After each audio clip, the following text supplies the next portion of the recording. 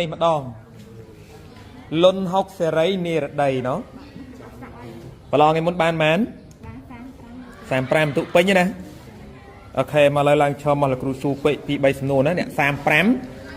35គេបកកែណាស៊ូកន្លែងណាដល់ឆ្លើយរួចកន្លែងហ្នឹងហើយណាស៊ូច្រើនជាងគេតិចណាបានណាមើលអត់ដឹងទេណាអូខេហ្នឹងហើយចាំមើលណោះឆ្លើយបានប្រហែលអ្នក35បាទដូចម្ដេចđangហៅថាខ្នោះចាលោកគ្រូដែលហៅថាខ្នោះគឺជាអង្គធាតុរឹងមាំចល័តជំវិញចំណុចមួយហៅថាចំណុចជំនឿឬចល័តជំវិញអាត់មួយហៅថាអាត់ជំនឿបាទផ្នែកសំខាន់នៃខ្នោះមានអ្វីខ្លះចាលោកគ្រូផ្នែកសំខាន់នៃខ្នោះមាន3ចំណុចជំនឿអូផ្នែករងកម្លាំងបន្ទុកផ្នែករងកម្លាំងចលករអូខេគេចែកខ្នោះជាប៉ុន្មានប្រភេទអ្វីខ្លះគេចែកខ្នោះជា3ប្រភេទគឺខ្នោះជំនឿកណ្ដាលខ្នោះទំនើបកណ្ដាលនិងខ្នោះចលករកណ្ដាលអូខេល្អតាមលក្ខខណ្ឌលំនឹងនៃមុំម៉ង់គេទាញបានរូបមន្តខ្នោះដូចម្ដេចតាមលក្ខខណ្ឌលំនឹងនៃមុំម៉ង់គេទាញរូបមន្តខ្នោះបាន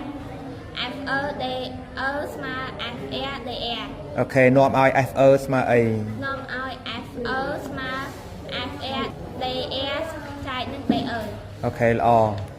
ផលមេកានិកនៃខ្នោះផលមេកានិកនៃខ្នោះគឺជាផលធៀបរវាងកម្លាំងបន្ទុកនិងកម្លាំងចលក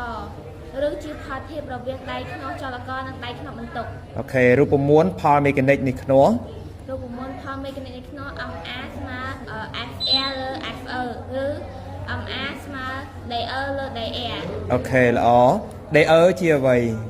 DE ជាប្រវែងដៃខ្នោះចលករគិតជាម៉ែត្រ DR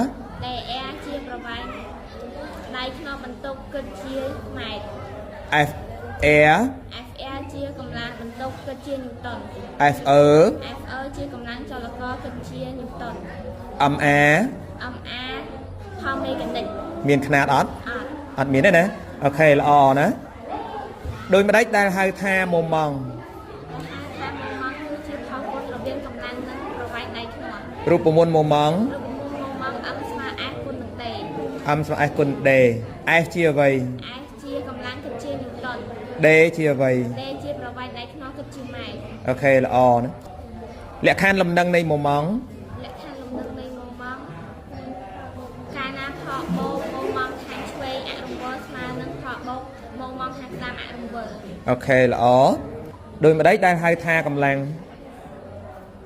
ដែលហៅថាកម្លាំងគឺជាអង្គើដែលធ្វើឲ្យអង្គធាតុមានចលនាបញ្ឈប់ចលនារបស់អង្គធាតុផ្លាស់ប្ដូរទិសដៅចលនានិងធ្វើឲ្យអង្គធាតុខុសជំនឿអូខេកម្លាំងជាទំហំអ្វីកម្លាំងជាទំហំវេកទ័រតាំងដោយសញ្ញា